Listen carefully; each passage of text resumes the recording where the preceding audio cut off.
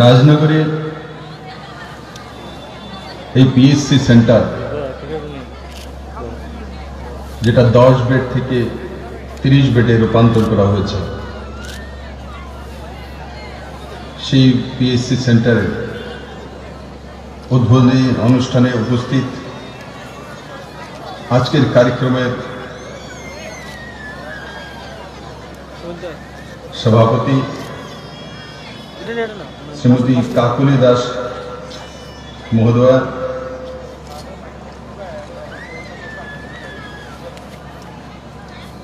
सभाधिपति south जिला परिषद, मंचे उपस्थित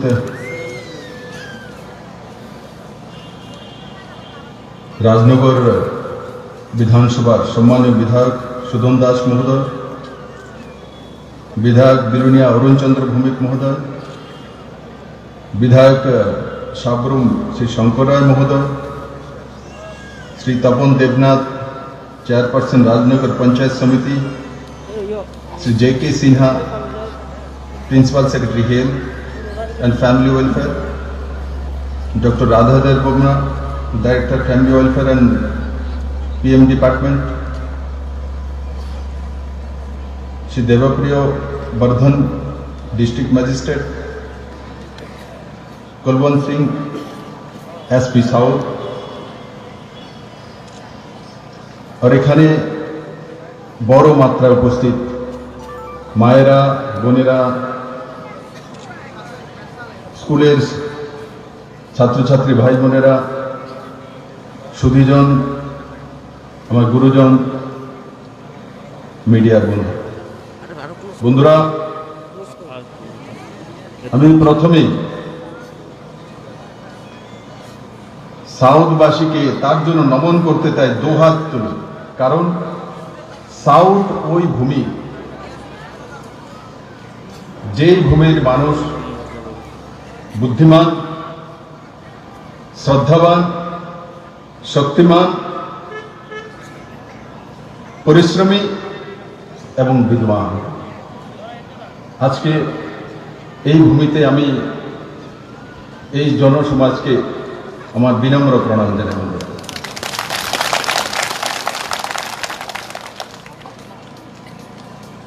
বন্ধুরা, আমার যখন জন্ম হয়েছিল তখন আমি অবিভক্ত সাউথেরই ছিলাম, এখন গোমতী ডিস্ট্রিক্ট হয়ে গেছে। সাউথ আপনাদের কাছে চলে এসেছে।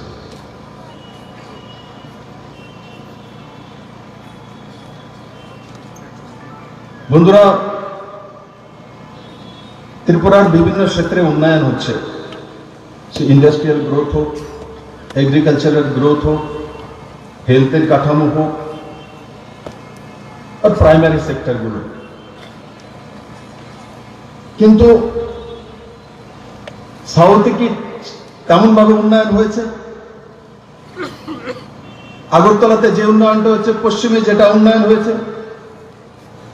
কেন সাউথের বাসী বুদ্ধিমান হয়ে, সাউথের বাসী পরিশ্রমী, সাউথের বাসী বিদ্বান, কেন সাউথ সেইভাবে উন্নয়ন হলো না? তার কারণ কি?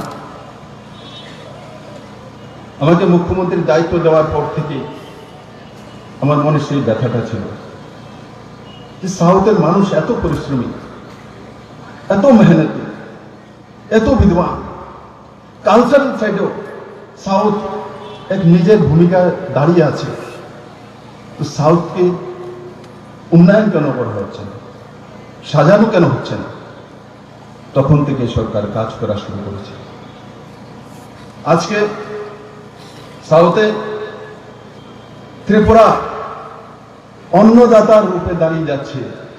বন্ধু, শুধু ত্রিপুরা নয়, আপনারা লোয়ার আসাম, মণিপুর, মিজোরাম এবং ত্রিপুরা, মেঘালয়ের লোয়ার মেঘালয়, তার দুয়ার হচ্ছে এই সাউথ। সাবরুমের মৈত্রী সেতু, ইকোনমিক্যাল হাব, অন্নদাতা হবেন আপনারা। প্রায় 50% নর্থ ইস্টে, প্রায় 50% নর্থ ইস্টে। আজকে সাউথে কি হচ্ছে? লজিস্টিক হাব হচ্ছে সাউথে। এক্সপোর্ট ইম্পোর্ট হবে। কোথায় হচ্ছে? সাবরুমে লজিস্টিক হাব হচ্ছে। কত কোটি টাকা খরচা করে? 84.38 কোটি টাকা। আর টোটাল কস্ট অফ প্রজেক্ট 118 কোটি 47 লক্ষ টাকা। কোনদিন কল্পনা করেছিল সাউথবাসী যে সাউথে লজিস্টিক হাব হবে, গুডস আসা, এক্সপোর্ট ইম্পোর্টের সামান আসা উঠানামা করবে? সাউথের পাশে কোনোদিন ভেবেছিল যে চিটাগাং বন্দরগাহ খুলে যাবে, হলদিয়া থেকে আমাদেরকে জিনিসপত্র আনতে হবে না, মাত্র 70 কিলোমিটার দূরে চিটাগাং বন্দরগাহ ও সমস্ত নর্থ ইস্ট এই সাউথের উপর দিয়ে সমস্ত কিছু নিয়ে যাবে? কোনোদিন কল্পনা করেছিল আজ থেকে 3 বছর আগে কোনোদিন সাউথবাসী যে আমাদের এখানে লজিস্টিক হাব হবে? লজিস্টিক হাবের গল্প শুনেছি, হয়তোবা কোনো জায়গাতে দেখেছি, কিন্তু ত্রিপুরাতে লজিস্টিক হাব হবে। আর সে লজিস্টিক হাব কোথায় হবে? সেটাও সাউথ হবে, সাবরুমে হবে। সেটা পরিবর্তন নয়, সেটা পরিবর্তন নয়। তার সঙ্গে সঙ্গে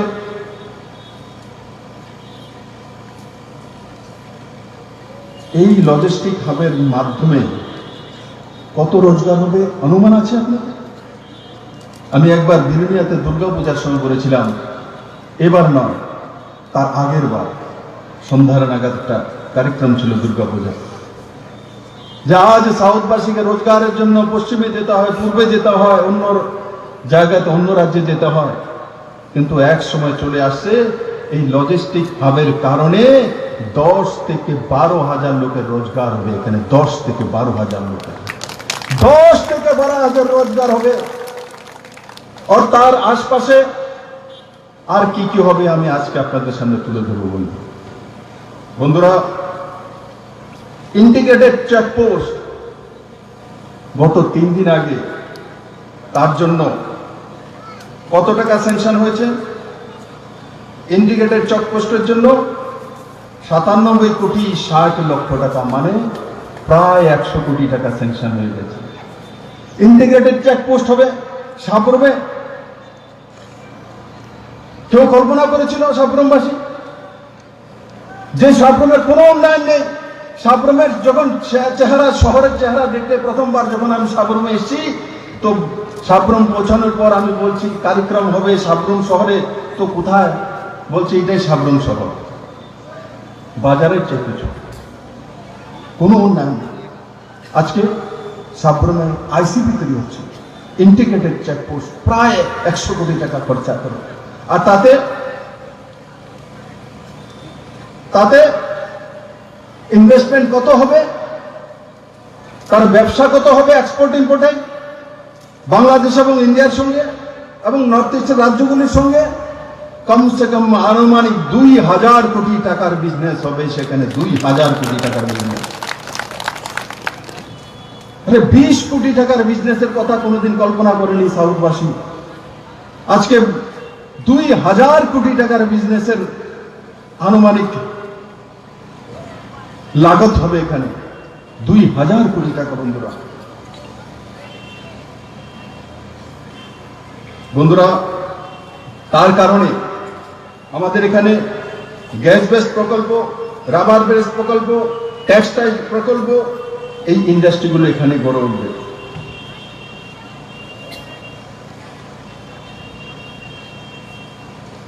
SEZ, স্পেশাল ইকোনমিক জোন, কত টাকা খরচা করে? 60.57 করোড়, মানে 61 কোটি টাকা খরচা করে এখানে স্পেশাল ইকোনমিক জোন তৈরি করা হচ্ছে সাউথে। একই জায়গাতে স্পেশাল ইকোনমিক জোন। নর্থ ইস্টের ছোট রাজ্যগুলি স্পেশাল ইকোনমিক জোনের নাম শুনেছে, কিন্তু কোথাও গড়ে উঠেনি। নরেন্দ্র ভাই মোদী স্পেশাল ইকোনমিক জোন কোথায় দিয়েছে? সাউথ দিয়েছে। কত কোটি টাকা খরচা করে? 61 কোটি টাকা খরচা করে। আর স্পেশাল ইকোনমিক জোন, তাতে কত রোজগার হবে? তার মধ্যে ইন্ডাস্ট্রি যখন লাগবে, rubber base industry, food processing industry, textile industry, এগুলো যখন লাগবে, তখন তার আশপাশে 20 কিলোমিটার পর্যন্ত, সাবরুমের আশপাশের 20 থেকে 25 কিলোমিটার পর্যন্ত আনুমানিক 2 লাখ লোকের রোজগার আসবে। 2 লাখ লোকের রোজগার আসবে। 1000 নয়, 2000 নয়, 2 লাখ লোকের রোজগার আসবে বন্ধু। যে সাউথকে এক সময় পিছে ঠেলা দেওয়া হয়েছিল, আজকে নরেন্দ্র ভাই মোদী সরকার আসার পর যেভাবে মৈত্রী সেতু তৈরি হয়ে যাচ্ছে, ডিসেম্বরে কমপ্লিট হয়ে যাবে, বাংলাদেশের সঙ্গে সরাসরি যোগাযোগ আমাদের চিটাগাং বন্দরগাঁও হয়ে যাবে। আর আমরা শুধু যোগাযোগের জন্য রাখিনি, আমরা বিজনেস হাব বানিয়ে নিচ্ছি। নর্থ ইস্ট নয়, পুরো সাউথ, এই যে দক্ষিণ উত্তর পূর্ব এশিয়ার করিডোর হয়ে যাচ্ছে এই সাউথ বন্ধু। আমি আপনাদেরকে এমনিতে নমন করে নিই, আমি নমন করেছি আপনাদের পরিশ্রমের, আপনাদের বুদ্ধিমত্তা, আপনাদের মানসিকতা, আপনাদের বিদ্যার আমি নমস্কার করেছি বন্ধুরা। তার সঙ্গে সঙ্গে ফেনী ব্রিজ, যেটা 82,57,00,000 টাকা, প্রায় 83 কোটি টাকা খরচা করে মৈত্রী সেতু তৈরি করা হচ্ছে। 83 কোটি টাকা কেন্দ্র সরকারের মাধ্যমে NHIDCL তৈরি করছে। তার আয়তন কত? 412 মিটার। আর পুরো ব্রিজের অ্যাপ্রোচ রোড সহ 1.88 কিলোমিটার, প্রায় পৌনে 2 কিলোমিটার বন্ধু সাউথে তৈরি হচ্ছে। আর এই মৈত্রী সেতু ট্যুরিজমের জন্য এক মাইলস্টোন হবে। কারণ কি, ভারত সঙ্গে বিদেশের একটা নদী পার হলেই সম্পর্ক হয়ে যায়। আর সেই সেতুতে দাঁড়িয়ে তো সেলফি তোলার জন্য মানুষ আসবে। সাবরুমে সাউথে সেলফি তোলার জন্য আসবে, মৈত্রী সেতুতে দাঁড়িয়ে। আপনারা ভাগ্যবান, আজকে সেই দিশাতে সাউথ চলে যাচ্ছে বন্ধুরা। জুলাইবাড়ি বিলুনিয়া রোড, NHIDCL এর কোন রোড? NH 108A, 21.41 কিলোমিটার, মানে 22 কিলোমিটারের রোড জুলাইবাড়ি থেকে বিলুনিয়া স্যাংশন হয়ে গেছে, ওয়ার্ক অর্ডার হয়ে গেছে, কাজ শুরু হয়ে যাবে। কত কোটি টাকার? 201.99 কোটি টাকা।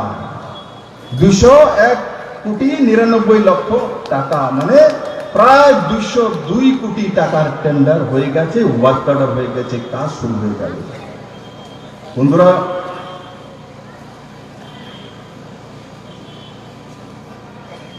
কিছুদিন আগে এক পত্রিকা দেখেছি, আমার পত্রিকার বন্ধুরা আছে, আমি আপনাদেরকে অনুরোধ করব, কোনো বিষয় জরুর আপনারা তুলে ধরুন, আমার জন্য সুবিধা হয়। আমি আপনাদেরকে পড়ি, আপনাদেরকে জানি, জেনে কাজ করতে চাই। কিন্তু কোনো বিষয় লেখার সময় সরকার কি করছে এটার উপরে একবার সরকারি তন্ত্রকে বা অফিসারকে জিজ্ঞাসা করা, বলে আমি তো এই বিষয়ে লিখব, আমার কাছে এই তথ্য আছে, সরকার এই বিষয়ে কি করছে, তখন মানুষের কাছে সঠিক বিষয়টা চলে যাবে। একতরফা শুনে, একতরফা দেখে আপনি লিখবেন, সরকার কি করছে সেটা আপনার জানা উচিত। এটা মানুষের জন্য এবং আমাদের জন্য সুবিধা হবে। কিছুদিন আগে এক পত্রিকা উঠেছে যে মৈত্রী পার্কের জঙ্গল হয়ে গেছে, কেউ দেখাশোনার নেই।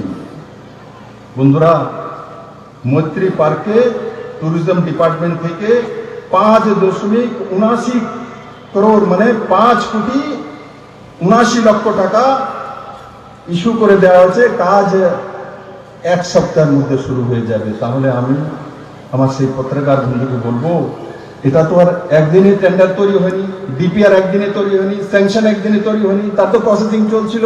তাহলে তো এটা জানা উচিত ছিল। এটা তো কমসে কম 6 মাস যাবৎ প্রসেসিং চলছে, তো সেই বিষয়টা লেখা উচিত ছিল। লিখছে জঙ্গল হয়ে গেছে, আরে জঙ্গল নয়, তাকে স্বর্গ বানার জন্য 6.25 কোটি টাকা স্যাংশন করে দিয়েছে। আর আগামী 1 সপ্তাহের মধ্যে তার কাজ শুরু হয়ে যাবে। সেই দিশাতে সাউথ যাচ্ছে বন্ধুরা। তার সঙ্গে সঙ্গে আমাদের অবংশরা ইকো পার্ক, তার জন্য 7 কোটি টাকা স্যাংশন করে দেওয়া হয়েছে। 7 কোটি টাকা স্যাংশন। বন্ধু, এই সবগুলি প্রজেক্টকে যদি আমি একসঙ্গে করি, তো এই 2.5-3 বছরের মধ্যে এই 6টি প্রজেক্টে টোটাল 573.99 লক্ষ কোটি টাকা, মানে 574 কোটি টাকা এই সাউথের মধ্যে এক জায়গায় ইনভেস্ট করা হয়েছে বন্ধু। সাউথের দিশা লাইফলাইন হয়ে যাবে বন্ধু। সাউথ সেই দিশাতে চলছে। তার সঙ্গে সঙ্গে যদি আমি মনরেগার কাছে যাই, average percentage generate financial year যে হবে রাজনগর ব্লকে 60 ম্যান্ডেট হবে। আগে কত হতো? হাইয়েস্ট 35 ম্যান্ডেট, 60 ম্যান্ডেট হবে। তার সঙ্গে সঙ্গে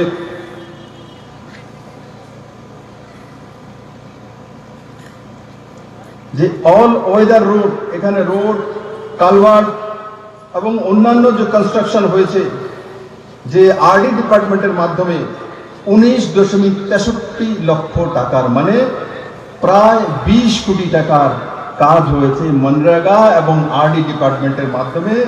ব্রিক্স রোড, তারপরে পাক্কা রোড, তারপরে কালভার্ট, তার মধ্যে 20 কোটি টাকা এই সরকার খরচা করেছে।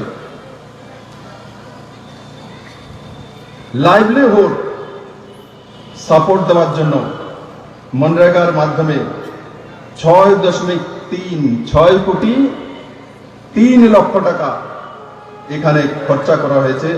প্রধানমন্ত্রী আবাস যোজনা 3,961 হাউস 2019-20 স্যাংশন করা হয়েছে। তার মধ্যে সাউথে 2,897 ঘর কমপ্লিট হয়ে গেছে। বর্ডার এরিয়া ডেভেলপমেন্ট প্রজেক্ট বিএডিপি, তার মধ্যে 20 কোটি টাকা খরচা করে এই 3 বছরের মধ্যে ডেভেলপমেন্ট করা হয়েছে। স্কিল ডেভেলপমেন্টের মাধ্যমে 1 কোটি 20 লক্ষ টাকা খরচা করে ট্রেনিং দেওয়া হয়েছে সাউথবাসীকে, এবং তাতে 794 জন বেনিফিশিয়ারি হয়েছে।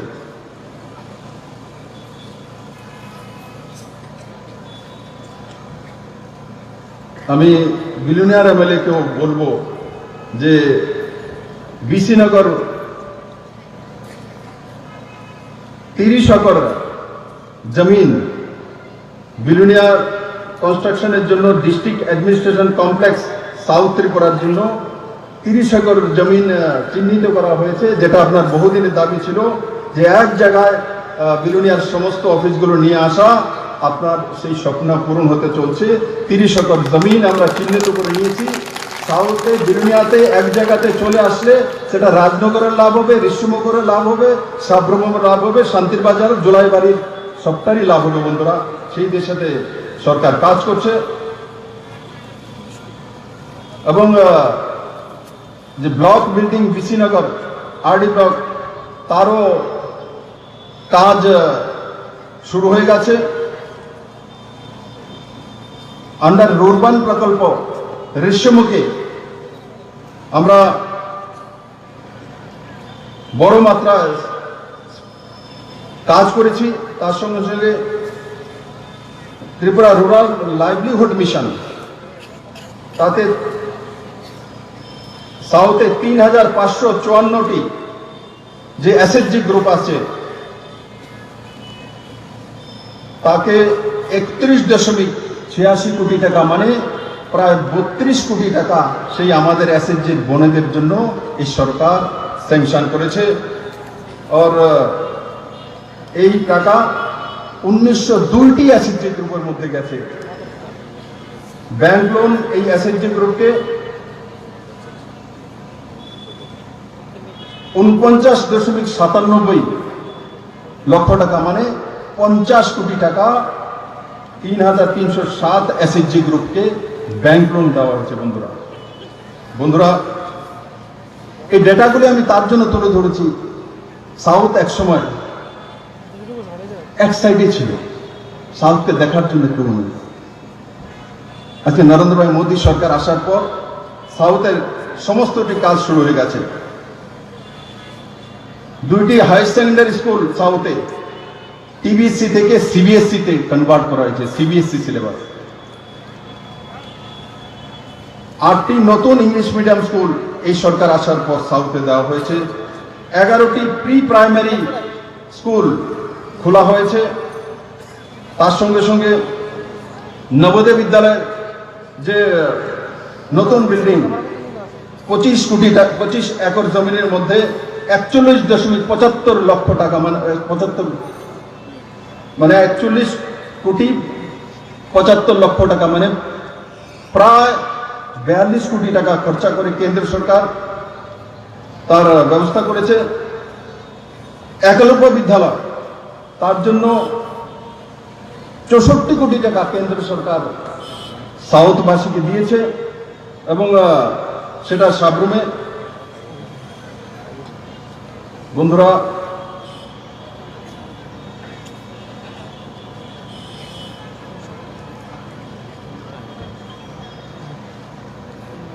আজকে আমি এই ডেটাগুলি আপনাদের সামনে কেন তুলে ধরলাম?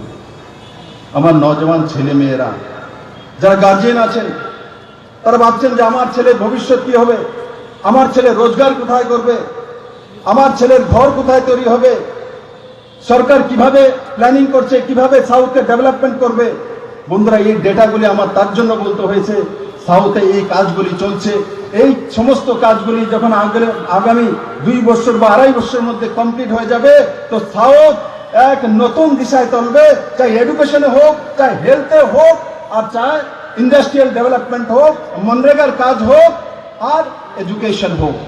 প্রত্যেকটা জায়গায় এই সরকার সাউথবাসীর জন্য কাজ করছে আর সেটা কাজ করা এই সরকারের নৈতিক কর্তব্য। কারণ ত্রিপুরার সবচেয়ে বুদ্ধিমান লোক, ত্রিপুরার সবচেয়ে বেশি মেহনতি লোক, ত্রিপুরার সবচেয়ে এডুকেটেড লোক যদি কোথাও আছে তো এই আমার সেই সাউথবাসী আছে। আমার সামনে যারা বসে আছে, মঞ্চে যারা বসে আছে, আপনারা আছেন। তো আপনাদের যখন ডেভেলপমেন্ট হবে, আপনাদের ভবিষ্যৎ যখন তৈরি হবে, আপনারা নিশ্চিত পুরো নর্থ ইস্টের ভবিষ্যৎ তৈরি করবেন। নরেন্দ্র ভাই মোদী আপনাদের উপর বিশ্বাস করেছে। ত্রিপুরাতে সাউথবাসী হি পুরো নর্থ ইস্টকে পালন করবে, ত্রিপুরাতে সাউথবাসী হি ত্রিপুরার ভবিষ্যৎ তৈরি করবে। সেই দেশে মাননীয় প্রধানমন্ত্রীজি কাজ করে চলছেন। বন্ধুরা, মাননীয় প্রধানমন্ত্রীজি ত্রিপুরাকে হীরা দেওয়ার জন্য বলেছিলেন, কিন্তু উনি হীরা প্লাস দিয়েছেন। H4 হাইওয়েজ তো হাইওয়েজের জন্য কত টাকা এসছে ত্রিপুরাতে? এই পর্যন্ত 3200 কোটি টাকা চলে এসছে হাইওয়ের জন্য। হাইয়েস্ট 1200 কোটি টাকার উপরে হাইওয়েতে ত্রিপুরাতে এক যুগে কখনো আসেনি। 3200 কোটি টাকা একসঙ্গে চলে এসছে। আর আগামী এই বছরের মধ্যে টোটাল 11,000 কোটি টাকার কাজ হবে ন্যাশনাল হাইওয়েতে ত্রিপুরার। 11,000 কোটি টাকার কনস্ট্রাকশন এবং হাইওয়ে এবং সেন্ট্রাল গভর্নমেন্টের প্রজেক্টে আগামী 5 বছরে ত্রিপুরাতে 30,000 কোটি টাকার ইনভেস্টমেন্ট হবে। 30,000 কোটি টাকার। তার সঙ্গে সঙ্গে বন্ধু, যখন চিটাগাং বন্দরগাঁও খুলে যাচ্ছে তখন আমাদের ত্রিপুরা রাজ্যে যেই সিমেন্টের ব্যাগ 400-500 টাকা আমরা কিনি, কমসে কম প্রতি ব্যাগে 50 থেকে 100 টাকা কম হবে বন্ধু। সেই দিশাতে চলছি। সেদিন আমি জিজ্ঞাসা করছিলাম মেঘালয়ে যে পাথরের পার স্কয়ার ফিট কত হয়, বলে মেঘালয়ে 40 টাকা দিয়ে পাওয়া যায়, আমাদের এখানে 130 টাকা 140 টাকা রেট হয়ে যায়। তার কারণ কি মেঘালয় থেকে বাংলাদেশ হয়ে আমাদেরকে আনতে হয়। এই চিটাগাং বন্দরে খুলে গেলে জাহাজে আমরা জাহাজ ভরে এই সাবরুমে নিয়ে আসবো। আর সাউথবাসী পুরো ত্রিপুরার ডেভেলপমেন্টের জন্য সেই যে চিপস আছে সেটা দিয়ে আমাদের রোডের যে ডেভেলপমেন্ট হবে, বিল্ডিং কনস্ট্রাকশন ডেভেলপমেন্ট হবে। আগরতলাতে 14 মঞ্জিলা 15 মঞ্জিলা হাইরাইজ বিল্ডিং হবে। ত্রিপুরাতে 5 স্টার হোটেল হতে চলছে। ত্রিপুরাতে ট্যুরিজমের ডেভেলপমেন্ট হতে চলছে। আগরতলা এয়ারপোর্ট থেকে নিয়ে কক্সবাজার পর্যন্ত টুরিস্ট আসবে বন্ধু। ভারতবর্ষের মধ্যে একমাত্র ছোট্ট রাজ্যের মধ্যে কম জায়গাতে যাওয়ার যে রাস্তা তার দৈর্ঘ্য কত? আগরতলা এয়ারপোর্ট থেকে 250 কিলোমিটার কক্সবাজার। যদি কোনো টুরিস্ট আসে 250 কিলোমিটারের মধ্যে এতগুলো ডেস্টিনেশন, আমি জানি না সারা ভারতবর্ষে কোথাও আছে কিনা। আগরতলা থেকে আসবেন তো আগরতলার যে এয়ারপোর্ট, নর্থ ইস্টের সবচেয়ে সুন্দর এয়ারপোর্ট আজকে আগরতলার এয়ারপোর্ট তৈরি হয়ে গেছে। একবার গিয়ে দেখুন আগরতলার এয়ারপোর্ট, নর্থ ইস্টের সবচেয়ে বেহতরিন এয়ারপোর্ট এই আগরতলায় তৈরি হয়ে গেছে। মহারাজা বীর বিক্রম কিশোর মানিক্য এয়ারপোর্ট। সেখান থেকে যখন কোনো টুরিস্ট বেরোবে তো উজ্জয়ন তো প্যালেস দেখবে, ত্রিপুরার সমস্ত ইতিহাস দেখবে। সেম রোডে আগে আসবে, আগে আসার পর আমাদের সিপাহী জলার জু পার্ক দেখবে, সেখানে চশমা বাদর আমাদের আছে, যেটা শুধু ত্রিপুরাতে আর মিজোরামের একটা পার্টে পাওয়া যায়, আর কোথাও ভারতবর্ষে পাওয়া যায় না বন্ধু। সেই সিপাহী জলা দেখার পর একটু আগে যাবে তো নীরমহল দেখবে। নীরমহলে 3 স্টার হোটেল তৈরি হয়ে যাচ্ছে, মানুষ সেখানে থাকতে পারবে, টুরিস্টরা সেখানে থাকার ব্যবস্থা করা হচ্ছে। নীরমহলকে এক নতুন জায়গা নিয়ে যাওয়া হচ্ছে। আর নীরমহল দেখার পর আগে ওই রোডে আবার চলে আসবে ন্যাশনাল হাইওয়ে, আগে আসবে তো ছবিমরা চলে যাবে। আগেও ছবিমেরা ছিল, আজকে ছবিমরা লোক জানে, আগে ছবিমরার বিষয়ে জানতো না। ছবিমরা যাবে, ছবিমরাতে আগে ডুম্বুরে চলে যাবে, নারকেলকুঞ্জ দেখবে, হেলিপ্যাডের ব্যবস্থা করা হচ্ছে। সেখান থেকে আবার ফিরে এই ন্যাশনাল হাইওয়ে আসবে, মাতাবাড়ির দর্শন করবে, মায়ের আশীর্বাদ নেবে, নিয়ে সাউথবাসীর কাছে চলে আসবে, পিলাকের স্থাপত্য চিত্রকলা দেখবে। আর সেখান থেকে মৈত্রী সেতুতে দাঁড়িয়ে সেলফি খিঁচবে। সেলফি খিচার পর বাংলাদেশে কক্সবাজার দেখবে, এশিয়ার সবচেয়ে লংগেস্ট বিচ পরিদর্শন করবে। দেখুন 250 কিলোমিটারের মধ্যে এতগুলি টুরিস্ট প্লেস রয়েছে বন্ধু, ভারতবর্ষে কোথাও আছে কিনা আমি জানি না। আজকে ত্রিপুরা সেই দিশাতে যাচ্ছে। হোটেল ট্যুরিজম একসময় ত্রিপুরাতে আসতে চাইতো না, এখন 5 স্টার গ্রুপ ত্রিপুরাতে আসতে চাইছে, কারণ দেখে গেছে ত্রিপুরার ভবিষ্যৎ আছে, ত্রিপুরাতে ইন্ডাস্ট্রি গড়ে তুলছে, ইন্ডাস্ট্রিয়াল ডেভেলপমেন্ট হচ্ছে, ত্রিপুরার মানুষের রোজগার বাড়ছে, স্বরোজগারই হচ্ছে।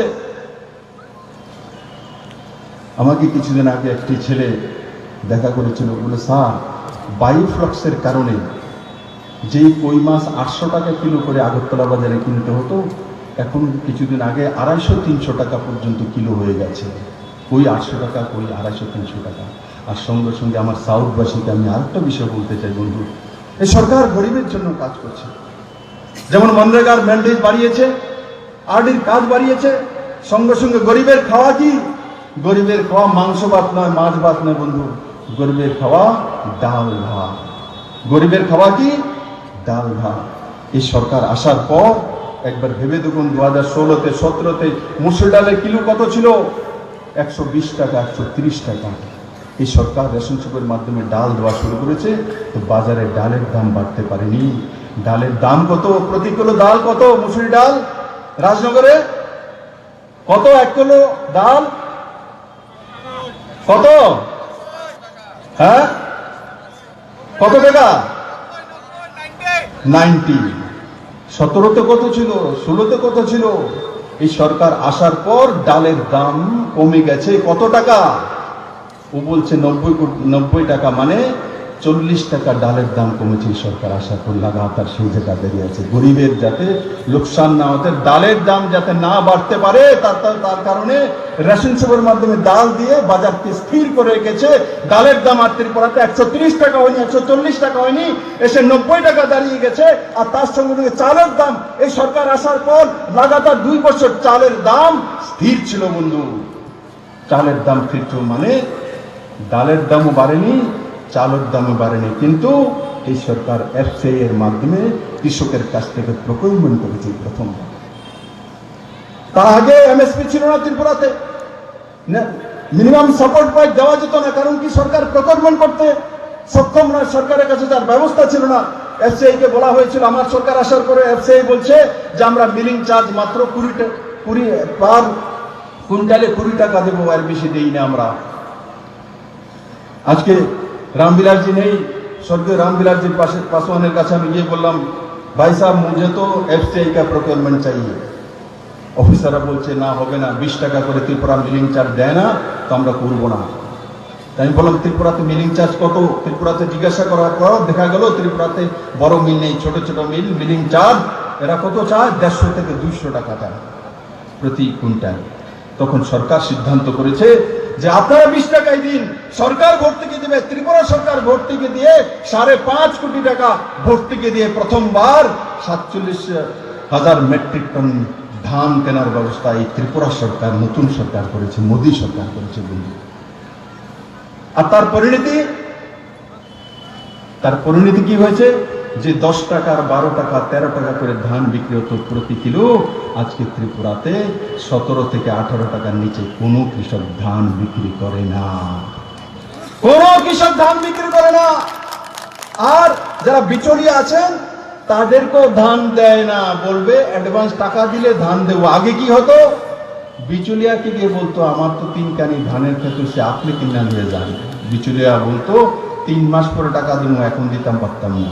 এখন কৃষক বলে আমাকে 3 মাস আগে টাকা দাও, তবেই তোমাকে ধান দেবো। সেই জায়গা ত্রিপুরার কৃষকদেরকে দাঁড় করিয়ে দিয়েছে। আর এফসি এর মাধ্যমে প্রকিউরমেন্ট করার কারণে কত টাকা এসছে এই গরিব কৃষকদের কাছে? 86,50,00,000 কাছাকাছি, মানে প্রায় 86 কোটি টাকা গরিব কৃষকদের কাছে এসছে বন্ধু, ডাইরেক্ট তার অ্যাকাউন্টে এসছে। সেই কাজই সরকার করেছে। প্রধানমন্ত্রী কিষাণ সম্মান নিধি,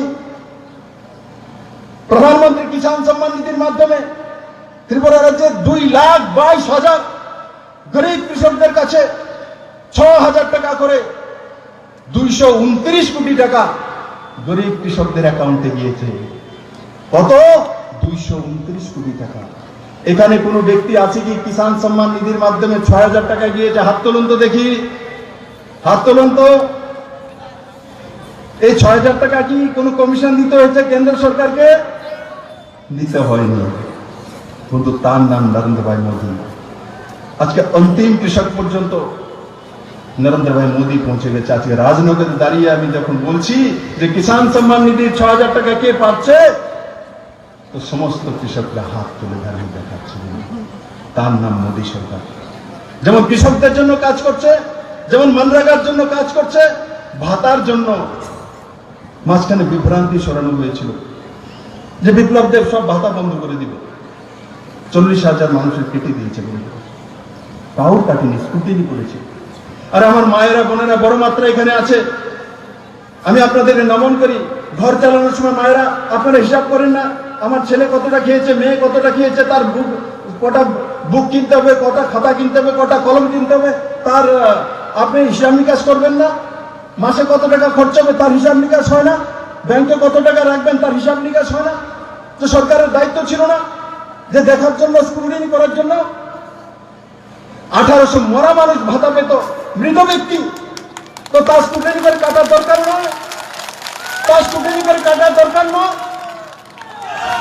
সে কাজটা করা উচিত হয়েছে কি? সে কাজটা করেছি, ভুল করেছি আমি? 1800 মৃত ব্যক্তি ভাতা পাচ্ছে। আমি চাইছি মৃত ব্যক্তির ভাতা বন্ধ করে যে জীবিত ব্যক্তি আছে তাকে দেওয়ার জন্য। আর মৃত ব্যক্তিকে প্রেতাত্মাকে ভাতা দেব, প্রেতাত্মাকে কেন ভাতা দেব বন্ধু? দিব জীবিত মাকে দেব, জীবিত বাবাকে দেব, গরিব যে বুজুর্গ আছে তাকে দেব, যে আমার বিধবা বোন আছে তাকে দেব। মৃত ব্যক্তিকে দেওয়া হতো। গভর্নমেন্ট এমপ্লয়ি ওই বাড়ির মধ্যে হয়তোবা ভাতা যখন পেয়েছে তখন গভর্নমেন্ট এমপ্লয়ি ছিল না, পরবর্তী সময় সরকারি চাকরি হয়ে গেছে। নিয়ম আছে, যেই ঘরে সরকারি এমপ্লয়ি হয়ে যায় তখন সেই ঘরের ভাতা সারেন্ডার করতে হয়, কাটতে হয়। কিন্তু সেগুলো কাটেনি, সরকারি চাকরিও করছে, ভাতাও নিচ্ছে। আর গরিব কোনো মহিলা, তার ঘরে সরকারিও চাকরি নেই, ভাতাও নেই, আর এক ঘরে ভাতাও পাচ্ছে, সরকারি চাকরি করছে। এই সরকার স্কুটিনি করে সেগুলো বের করেছে, সেগুলো কেটে দিয়েছে, পারবে না। বিধবা ভাতা 305 জন আমার বোন এমন আছে যার রিম্যারেজ হয়ে গেছে, আবার বিবাহ হয়ে গেছে, সে বিধবা ভাতা নিচ্ছে।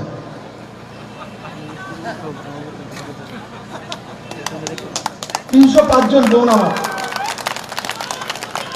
যদি আমার সেই রিম্যারেজ করা বোন যদি না নিতেন তাহলে সে ভাতাটা কে পেতে পারত? প্রকৃত 305 জন যে গরিব বিধবা বোন আমার আছে, এরা পেতে পারত 1000 টাকা। এই সরকার কি সেগুলো কেটে ভুল করেছে? আর তার সঙ্গে সঙ্গে 11,000-এর কাছাকাছি ভাতা যারা এপিএল ভুক্ত আছে তাদেরও ভাতা কেটে গেছে। কিন্তু সেই কারণ কি কারণে কেটেছে আমি আজকে রাজনগরের ময়দানে বলবো। সেটা কেটেছে কিসের জন্য? সেটা কেটেছে যে এপিএল যারা আছে তারা এনএসএপি মানে কেন্দ্র সরকারের যে ভাতার নিয়ম আছে, কেন্দ্র সরকারের ভাতার নিয়ম আছে, যারা বিপিএল এবং অন্তোদয় তাদেরকেই ভাতা দেবে, এপিএলদেরকে দেওয়া যাবে না। কিন্তু ত্রিপুরা সরকারের 2017-এর একটা নোটিফিকেশন আছে, ত্রিপুরা সরকার 1 লাখ টাকার নিচে ইনকাম কোনো এপিএল ভুক্ত পরিবারকে ভাতা দিতে পারে। তার ব্যবস্থা স্টেট স্কিমে আছে, কিন্তু তাদেরকে স্টেট স্কিমে দেওয়া হয়নি, তাদেরকে দিয়ে দেওয়া হয়েছে 8,000-এর উপরে সেন্ট্রাল স্কিমে দিয়ে দেওয়া হয়েছে ভাতা। আর যেই কারণে স্ক্রুটিনি করতেই, কারণ সেন্ট্রাল স্কিমে এপিএল রা পেতে পারে না, তাদের ভাতা কেটে গেছে। কিন্তু এই সরকার এখন নির্ণয় করেছে আগামী 15 আজ শুরু হয়ে গেছে, 15 ডিসেম্বর থেকে 25শে জানুয়ারি পর্যন্ত আবার স্ক্রুটিনি হবে, আবার সবাইকে মৌকা দেওয়া হবে, 29,000 মানুষকে মৌকা দেবে। এবং এপিএল এ যারা ভাতা কেটে গেছে, ভাতা কেটে গেছে, কেন্দ্রের নিয়ম অনুসারে তারা ভাতা পেতে পারে না। এই সরকার নির্ণয় করেছে এই 8,000-এর উপরে যারা ভাতা কেন্দ্র সরকারের কাছ থেকে অবৈধভাবে পেত, তাদেরকে বৈধ করে স্টেট স্কিমে এনে এই সমস্ত লোকেদেরকে আবার ভাতা দিয়ে দেওয়া হবে। সেই দিশাতেই সরকার কাজ করছে বন্ধুরা। তাই বন্ধুরা, ভাতা হোক, আর সরকারি এমপ্লয়ীদের 7 পে স্কেল হোক, ইন্ডাস্ট্রিয়াল ডেভেলপমেন্ট হোক, হাই রাইজ বিল্ডিং হোক, SEZ হোক, মৈত্রী সেতু হোক, চিটাগাংয়ের বন্দরগাহ হোক, ট্যুরিজমের ডেভেলপমেন্ট হোক, ছবি মেলা হোক, এডুকেশন হোক, প্রত্যেকটি সেক্টরে সরকার কাজ করছে। তার সঙ্গে সঙ্গে 22 করোড় কুয়েত সরকার ধরেনি, ত্রিপুরার 22 করোড় দিয়ে বিস্কিট তৈরি হয়ে প্রধানমন্ত্রীর কাছে চলে গেছে, রাষ্ট্রপতির কাছে চলে গেছে বন্ধু।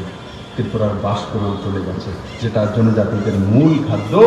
আজকে সেই 22 করোড় প্রধানমন্ত্রীর হাতে চলে গেছে, গৃহমন্ত্রীর হাতে চলে গেছে। ত্রিপুরার কুইন পাইনাপল, আমরা আগেও ত্রিপুরাতে আনারস দেখেছি, আগেও কুমারঘাটে আনারস হতো, রাজনগরে আনারস হতো, কিন্তু সেই আনারস কোনোদিন প্রধানমন্ত্রীর হাতে যায়নি, রাষ্ট্রপতির হাতে যায়নি, দুবাইয়ের বাজারে যায়নি। আজকে মাননীয় প্রধানমন্ত্রী যে ডাবলিং ইনকাম, সেই দিশাতে আমরা কাজ করেছি। তো ত্রিপুরার আনারস দুবাইতে চলে গেছে, প্রধানমন্ত্রীর কাছে চলে গেছে, গৃহমন্ত্রীর কাছে চলে গেছে, রাষ্ট্রপতির কাছে চলে গেছে। আর আমার কাছে ফোন আসে কি, যেহেতু বহু সুস্বাদু আনারস, কিন্তু এই আনারস তো আগেও ছিল, কিন্তু সেই আনারসের মার্কেটিং করা হয়নি। আজকে ত্রিপুরার যে সেন্টেন্ট লেবু, কমলপুরে এলাইচি লেবু, আমেরিকার বাজারে আমরা পাঠিয়েছি। যদি সেই আমেরিকান কোম্পানি পছন্দ হয়, তো ত্রিপুরা থেকে সেই সেন্টেড লেবু কোথায় যাবে? আমেরিকান বাজারে যাবে, সেখানে বিক্রি হবে। সেই দিশাতে ত্রিপুরা চলছে বন্ধুরা। অর্গানিক ক্ষেত্রে নর্থ ইস্ট পুরো এরিয়া লগভগ অর্গানিক সেক্টর রয়েছে, কিন্তু তার সার্টিফাইড হচ্ছিল না। বিগত সরকার, এই সরকার আসার পর 6,000 হেক্টর জমিন অর্গানিক যে সার্টিফিকেশন করে দেওয়া হয়েছে, আরো 15,000 জমিন অর্গানিক করার রাস্তাতে চলছে। এবং আমাদের যে কুইন পাইনাপেল এবং কিউ পাইনাপেল, এগুলো সম্পূর্ণরূপেই অর্গানিক রয়েছে, কিন্তু এর সার্টিফিকেশন লাগবে। কারণ আনারস ক্ষেতের মধ্যে কেউ ইউরিয়া সার দিতে যায় না বন্ধু, আপনি আপে টিলার মধ্যে হয়, এটা সম্পূর্ণ অর্গানিক। আর যখন অর্গানিক সার্টিফাইড হয়ে যাবে, যে আনারস 20 টাকা বিক্রি হচ্ছে, সেই আনারস দুনিয়ার বাজারে 100 টাকা বিক্রি হবে। সেই দিশাতে ত্রিপুরা চলছে বন্ধু। আমি আশা করি আমার নজওয়ান ছেলেমেয়েরা বায়োফ্লক্স হোক, স্বনির্ভর যে প্রধানমন্ত্রী যে নারা ভোকাল ফর লোকাল, সেই দিশাতে কাজ করছে। আজকে অঙ্গনবাড়ি দিদি, আশা কর্মী আগে সিনথেটিক শাড়ি পরতেন, বাইরের শাড়ি পরতেন, এখন ত্রিপুরা হ্যান্ডলুম হ্যান্ডিক্রাফট যে শাড়ি তৈরি করবে সেটাই পরবে। বড় মাত্রায় আমার এসএসজি গ্রুপের বোনদের রোজগার হবে, ত্রিপুরার মানুষের রোজগার হবে। এবং সেটা মনরেগা ক্ষেত্র হোক আর ইন্ডাস্ট্রিয়াল সেক্টর হোক, প্রত্যেকটা দিশাতে এই সরকার কাজ করছে বন্ধু। আমি তার জন্য আজকে সাউথবাসীর সামনে তুলে ধরলাম বন্ধুরা। সাউথবাসী বহুকাল ডিপ্রাইভ হয়েছে, এত কিছু থাকার পর, এত পরিশ্রমী, কিন্তু সাউথকে সবসময় দূরে ঠেলে দেওয়া হয়েছে। আজকে নরেন্দ্র ভাই মোদী সাউথবাসীকে চিনে গেছে। তার জন্য আমি প্রথমেই দাঁড়িয়ে আপনাদেরকে প্রণাম করেছি। আমি ছোটবেলায় মার কাছ থেকে শুনতাম যে সাউথের লোকেরা সবার আগে সবচেয়ে বেশি যে মাস্টার ডিগ্রি যদি কোথাও এসেছে, সেটা এই সাউথে এসেছে। সবচেয়ে শিক্ষিত বিদ্বান লোক। সরকারি অফিসে যদি যেতাম, তো দেখতাম যে সব অফিসের মধ্যে সাউথের লোক থাকবেই থাকবে। সাউথের লোক একদিকে শিক্ষিত, একদিকে পরিশ্রমী। আবার দেখা যেত অফিসের সময় অফিস করতো, পরবর্তী সময় এসে ক্ষেতের মধ্যে জমিন করতো বন্ধু। সাউথ সেই দিশাতে কাজ করছিল, কিন্তু সাউথকে মূল্যায়ন করা হচ্ছিল না।